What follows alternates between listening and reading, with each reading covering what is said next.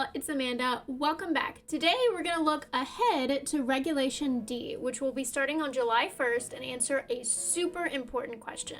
Which Urshifu should you use on your team?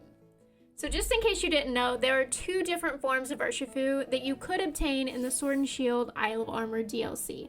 There was Urshifu Single Strike, which had a dark fighting typing, and Urshifu Rapid Strike, which had a water fighting typing. And those form names are reflected in their signature moves. So Dark Urshifu had a move called Wicked Blow, which would hit the target one single time for massive damage, and Water Urshifu had a move called Surging Strikes, which would hit the target 3 times for massive damage.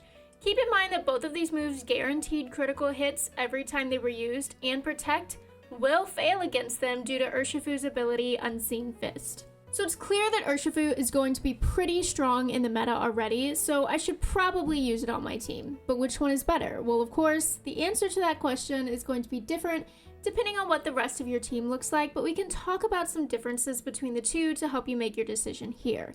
So first up, Dark Urshifu, of course, has extremely poor defensive typing. Urshifu overall is not the most bulky Pokemon in terms of base stats, so being 4 times weak to Fairy in a metagame full of Flutter Mane is not ideal.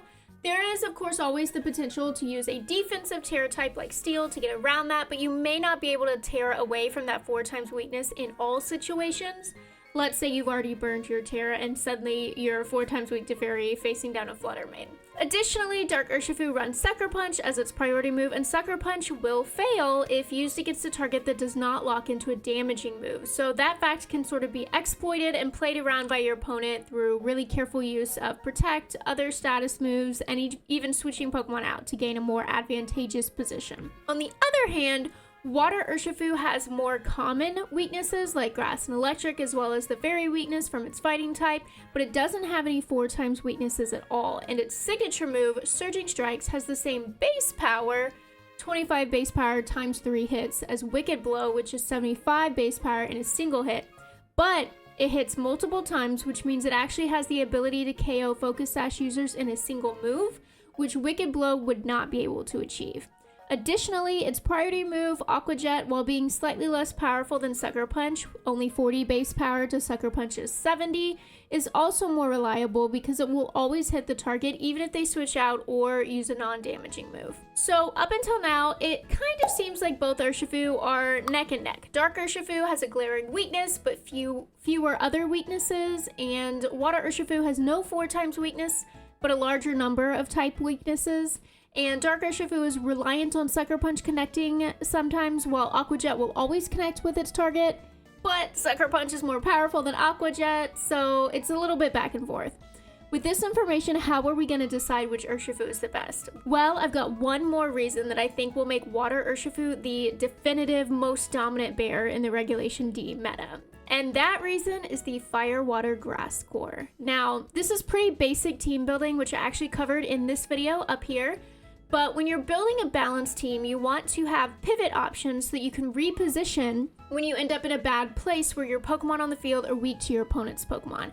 And then when you switch one of your Pokemon out, you want that new Pokemon to resist the attacks that the original Pokemon was weak to. So for example, you might have a Grass type on the field facing down a Fire type. In this situation, it would make sense for you to switch in something that both resists the Fire type move that the Grass Pokemon is likely to get hit with and can threaten the Fire-type Pokemon with big damage in return.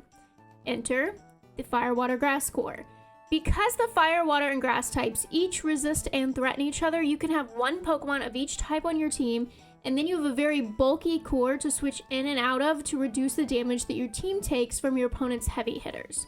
So in Regulation D, there's already a pretty prolific Fire, Water, Grass core that has already started to take shape, and it revolves around Heatran, which has the added bonus of being immune to fire moves with its Flash Fire ability, Rillaboom or Amoonguss is the bulky Grass type, and, you guessed it, Water Urshifu. These 3 Pokemon synergize extremely well defensively because of the way the Fire, Water, Grass cores work, but also because Urshifu is weak to Fairy due to its fighting typing, and Heatran is a Steel type. So not only can Heatran swap in on a Grass move targeting Water Urshifu, but it could also swap in on a Moonblast or a Dazzling Gleam and threaten super effective Steel type damage back. So at the end of the day, it's not even really Water Urshifu's stats or move pool that makes it better than Dark Urshifu in my opinion, but really it's typing, which makes it a fantastic fit for the premier Fire Water Grass core of early Regulation D right now.